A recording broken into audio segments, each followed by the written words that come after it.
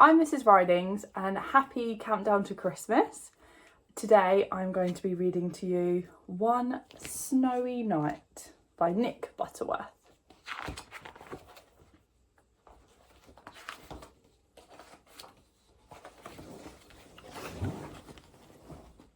It's cold in the park in winter, but Percy the park keeper doesn't mind.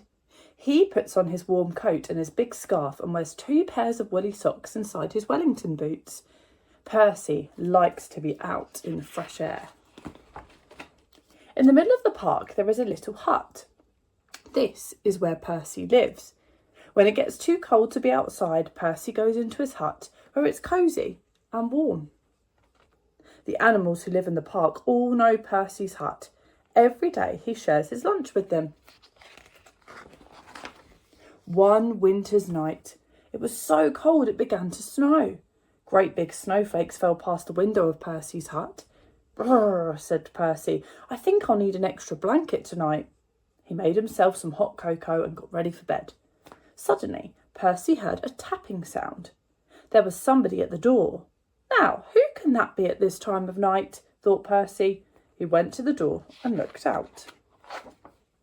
There on the step was a squirrel. It looked very cold and miserable.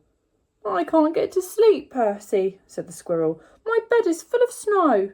"Oh dear," said Percy. "Never mind, I've got plenty of room for 2. The squirrel snuggled down next to Percy and soon began to feel warm. Knock, knock.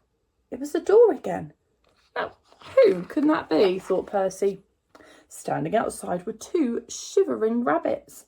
"It's freezing," said one rabbit. "We're frozen," said the other. "Oh, you poor things," said Percy. "Come in and warm up."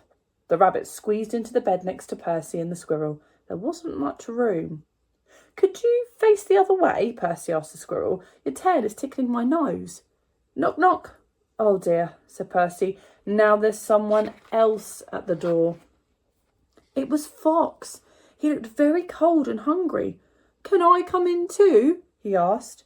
Percy scratched his head and thought for a moment. "Well, if you promise to behave," he said. "I promise," said the fox, and he squeezed into the bed next to all the other animals. Bump! Oops! The squirrel fell out. "Who did that?" asked the squirrel crossly. Knock, knock, knock. "Good gracious," said Percy, "it's the door again." This time Percy had quite a surprise. There on the step were a badger, 2 ducks, a hedgehog, and a whole family of mice. They all wanted a bed for the night. Poor old Percy and poor old Percy's bed. The animals pushed and shoved and rolled around the bed, but there was just not enough room for them all. Soon the bed covers ended up in a big, tight ball. Then bump, the covers rolled right off the bed and everybody fell on the floor. "Oh dear," said Percy, "this won't do at all. My bed is just too small." Suddenly, one of the mice pricked up his ears. "What's that noise?" he squeaked. Everyone listened hard. Now they could all hear it. There was a scratching, scraping sound. It seemed to be coming from underneath them. "There's something moving under the floor," whispered Percy. The animals looked frightened at them, and the mice all started to squeak at once. "Oh dear, what can it be? It might be a monster with fierce claws and sharp teeth." The noise grew louder and louder. Then one of the floorboards began to move. "Look out! It's coming up through the floor." Suddenly there was a loud creak. "Help!" cried the animals, and they all ran to hide. But Percy wasn't frightened. He started to chuckle, then he laughed out loud. A small dark head was sticking up through the floorboards. "This isn't a monster," said Percy. "It's a mole." "I'm sorry to burst in like this," said the mole. "I knocked on the door, but nobody heard me."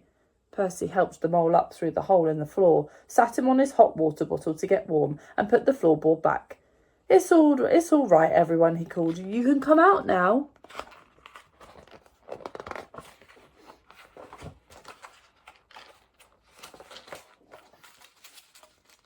But nobody moved.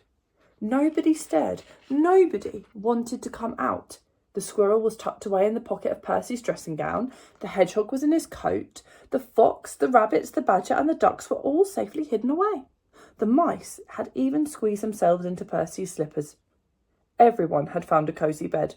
Well, I never. Percy yawned and snuggled down in his own bed once again. Ah, that's better. Now I've got plenty of room, he said, and a little to spare for a mole. The end. Hope you enjoyed that story. It's one of my favourite ones. And it's one of Harvey's favourites too. Enjoy the rest of your Christmas countdown.